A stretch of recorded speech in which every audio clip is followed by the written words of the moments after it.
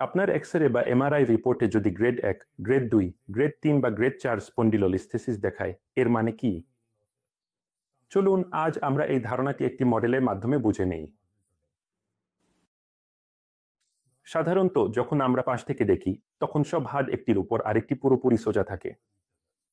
এটি আমাদের spinal cord বা ভার্টিব্রাল কলামের পাশের দৃশ্য।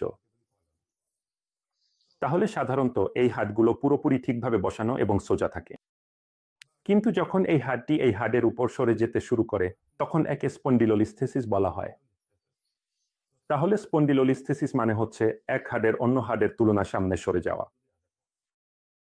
তাহলে যখন এই সারাটা 2.5 এর কম হয়, অর্থাৎ যদি এটা এভাবে সরেছে মাত্র 2.5 পর্যন্ত, তখন একে গ্রেড 1 স্পন্ডিলোলিস্থেসিস বলা হয়।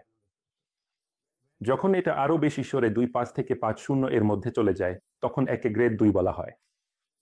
যখন এটা আরো বেশি সরে 5.0 থেকে 7.5 এর মধ্যে যায়, তখন এটা গ্রেড 3, আর 7.5 থেকে 1.0 এর মধ্যে হলে সেটা গ্রেড 4 স্পন্ডিলোলিস্থেসিস হয়।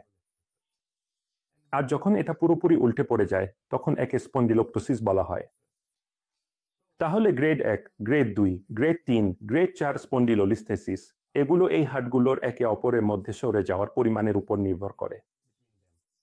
যখন এই হাড়টি 2.5 বা তার কম সরে যায়, তখন সেটা গ্রেড 1। যখন এটা 2.5 থেকে 5.0 এর মধ্যে থাকে, তখন সেটা গ্রেড 2। 5.0 থেকে 7.5 এর মধ্যে হলে সেটা গ্রেড 3, আর 7.5 থেকে 1.0 এর মধ্যে হলে সেটা গ্রেড 4 স্পন্ডিলোলিস্থেসিস। ধন্যবাদ।